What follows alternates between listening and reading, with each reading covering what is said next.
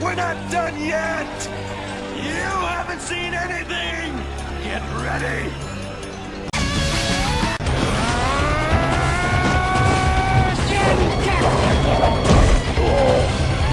What's good, people? It's your boy Kung Fu d.wulf coming at you with a live reaction and review of chapter 462, Kingdom. This is my first review of Kingdom. I have read all the chapters and I am thoroughly impressed with this series.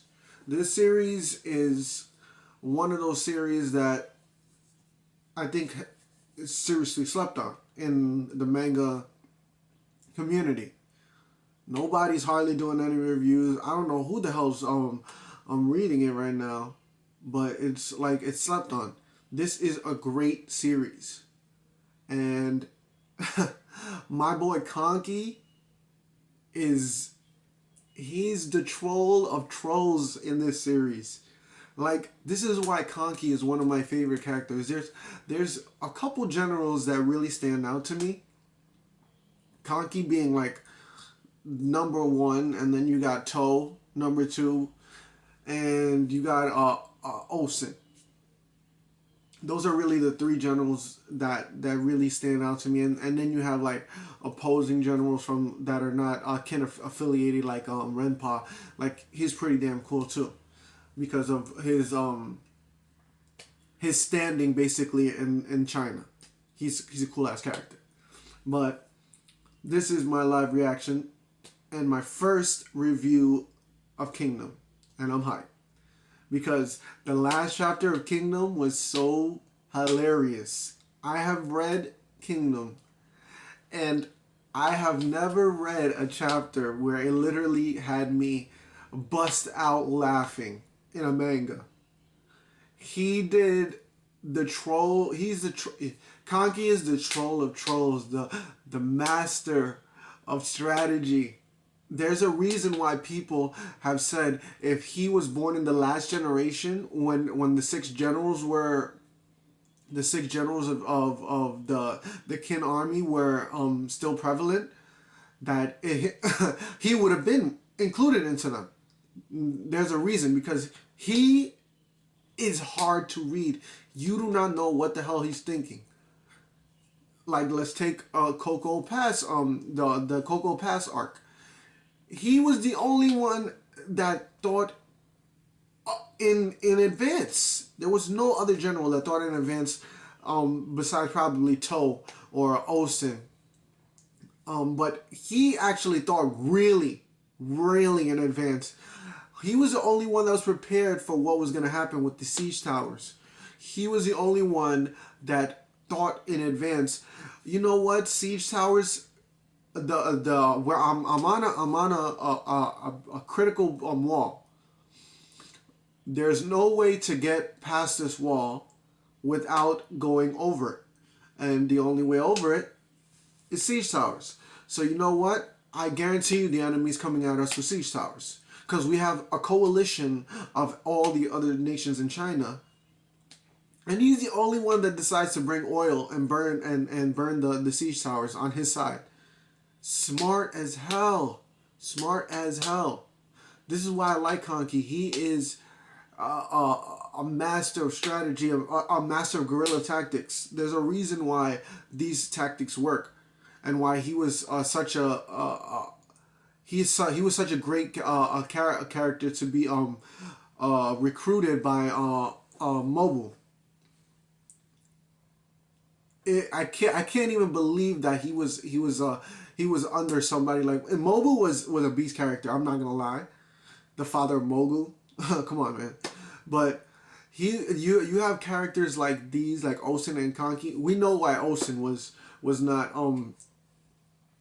focused on, because of his ambition to become a king, and he takes generals from opposing armies that he conquers alive, because obviously he's trying to build up his own army towards his own vendetta.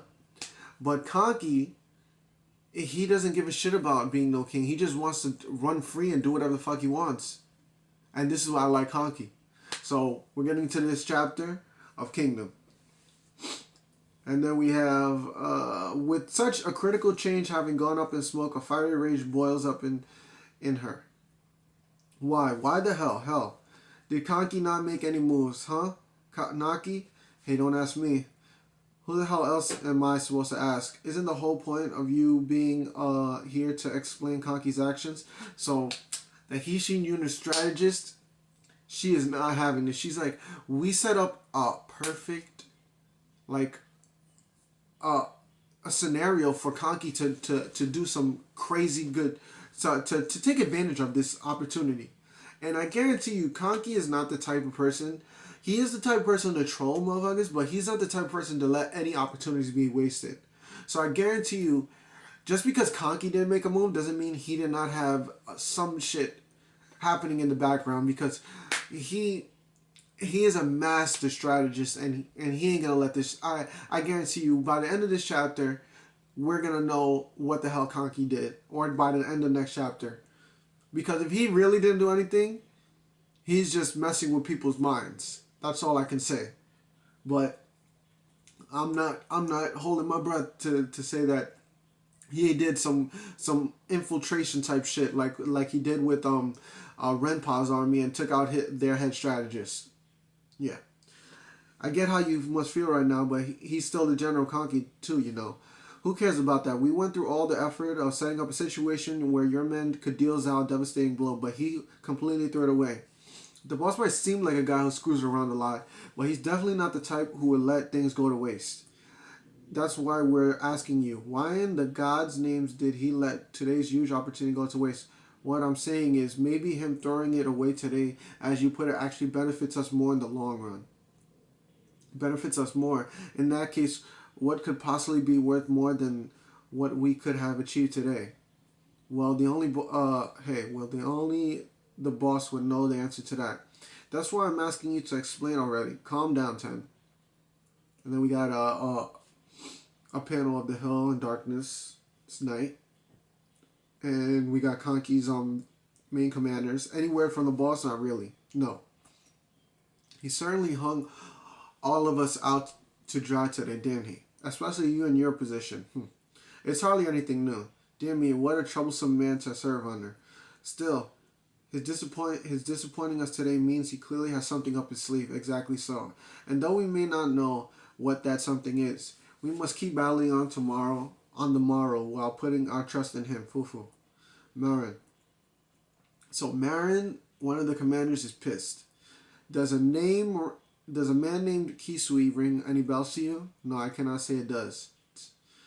Who is it? The Zhao officer I've been going up against. The same one who gave you a good thrashing yesterday. Just by showing up, he was able to inspire his troops to fight twice as hard and blow right through all our tactics. Just by showing himself twice. Doesn't seem like he's the one to back away from taking part in the fight himself either. But most of all, it's the way he manages to inspire his men to such an abnormal level that he has me curious. Almost sounds like a great general, no? No, the way he managed to affect his men, my gut tells me it goes beyond the bond between general and his soldiers. There's not for you to be concerned about, Kuro-san. For I have memorized the name of every single Zhao officer or general that may be considered a dangerous opponent, and the name Kisui is not amongst them. So basically, when the strategist is, I don't know if he's underestimating Kisui or not, but he's saying that basically Kisui is not someone that he gives a shit about, and that is not someone of great threat to them. I don't know about that. That actually makes me even more worried. The fact that even you have not heard of this Kisui means that he has more depth to him than we originally gave him credit for. If the boss sends along a messenger, be sure to have him pass word back that there's another man amongst the Zhao who holds the key to this battle. This no-named Kisui fellow holds the key. However, how very peculiar, but Ko's hunches have never been wrong. I truly have not heard even the slightest hint of this Kisui. Just who on earth is he? So, basically, Kisui is basically almost the equivalent of To, which is, To was a great. He's basically going to be one of the six great generals when that system is put back into place. He was hiding under Oki the whole time. Nobody knew about his true power, but like people have battled against him. So they knew a little bit about him, but Kisui is even more of an amalgamation, a mystery than even Toa was in the story. Don't get up. Ouch. So we got the Hishi's unit, other tactician that's recovering from like I guess it was some type of fall or some shit like back in the battle. Moving around will only make your wounds open up again. If you behave and rest for today, then by tomorrow morning you should recover enough to return back to your friends. I do not know why, but your body heals remarkably fast enough to make me question if you are human. Then again, the fact that a woman like you is prancing about in war must mean that you are hardly a normal lass to begin with. Am I at the settlement that I came to warn earlier? That's right. Why did you help me? I'm your enemy. Our village has existed since long ago, before the Zhao claimed these lands for their own. Things like what state we belong to and which state are our enemies hardly matter to us. But from the kin's perspective, you and your people are Zhao, which is why you warned us to leave. You make it sound so easy, girl. How long do you think we'd last on a journey like that, one with no end goal in mind? We've elderly and children too. That. I was surprised to find this in your pockets. Why would someone like you have a guardian of Rigan in your possession? And the ... you don't want to say. It seems important to the Zhao officer I was fighting, so I took it with me. Granny, do you know what it is? I see. So the soldiers of Rigan have come to this battle, have they? Bate, Ryoto, and Kisui-sama. Oh, so now we're getting an in-depth at who these soldiers are. The soldiers of Rigan. Kisui. You really should reconsider going back to your comrades and kin. If Kisui is here, then you stand no hope of winning this conflict. Even amongst the entire Zhao military, Kisui-sama's Rigan soldiers are contenders for being the very best. That can't be right. After all, we've never heard of the Kisui or Rigan before. Is that so? Well, that could be the case. Since after the tragedy of Rigan, Kisui-sama probably hasn't taken part in any large battles outside of Zhao lands. The tragedy of Rigan. Was I wrong in presuming you knew about it already? Well, whatever. I suppose telling you would hardly have any impact on this battle, especially given you're only a female soldier. Yeah. No, there's very little that's more valuable than information on an enemy commander. I do believe it was around 15 years ago on that day, Kisui, Bete, and Ryoto. What the hell? You got some crazy... witnessed the killing of almost every single adult of Rigan, including the previous lord himself. Oh, shit. So they're basically like the last of a tribe of soldiers. Like, basically, it's kind of like they're the last of their kind, the Rigan, so that's why they haven't heard of them. And this is like some crazy shit. This is like some KANKI shit, burning motherfuckers alive and shit, and the decimation, like they're hanging them and burning them at the stake. Whoever these other soldiers are. I guess it was Zhao. I don't know. Due to how close we are, even here in the rural area of Kokyo, we would hear of the exploits of the promising youngsters Kisui, Bate, and Ryoto. Even our village has our fair share of men who are fond of tales of war and glory, and they would often say amongst themselves that were it not for that tragedy, Kisui-sama could have become one of the Zhao's great generals. Oh, so no wonder that nobody knows of Kisui, Ryoto, and Bate. Because of this tragedy that happened in the past, he has been kept like in the shadows, kind of like the dragons of Wei and To under Oki. So this is an interesting plot point. The fact that Kisui is on basically the level of a great general. Yeah, one of Zhao's great generals. So That's very interesting. So Kisui is not your average general, and he is not one to be pushed over. We do not. I was thinking in the past chapter, since he's like a no name, nobody's heard of him. There's no real backstory onto him. That he was just some random general, like every other general that was getting slaughtered before them. But apparently, he's not your average general, and that's why he is he can bring morale to such a high level, and his tactics are freaking at such a pinnacle. So this is interesting. I was thinking that he might end up dying. He might end up dying. Who knows? Because you know, Kingdom shit can happen. Oki died. Fucking Renpa died. No, not Renpa. Dukio died. Who else? Like many, even the Dragons of Wei, like a couple of Dragons of Wei died.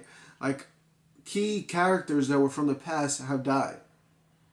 Even the great commander of Chu died against Mogul.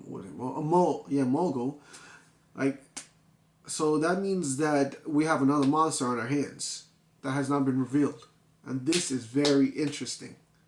I I still want to know what the hell KANKI, what the hell he did, because I highly doubt that he didn't do anything, or if he didn't do anything, there has to be some type of reason that he's preparing or some shit. But I like the way this is why Kingdom is so interesting. It goes into depth in the story. There's constant world building in the story. So yeah, it wasn't as good as the last chapter, even though the last chapter was basically KANKI doing nothing and trolling motherfuckers. But and it was the first time I've ever laughed so hard at a manga. But yeah, I tell you, Kingdom. If you're not reading Kingdom, you're fucking up. So it's your boy Kung Fu d.wulf. Like, comment, subscribe. Peace.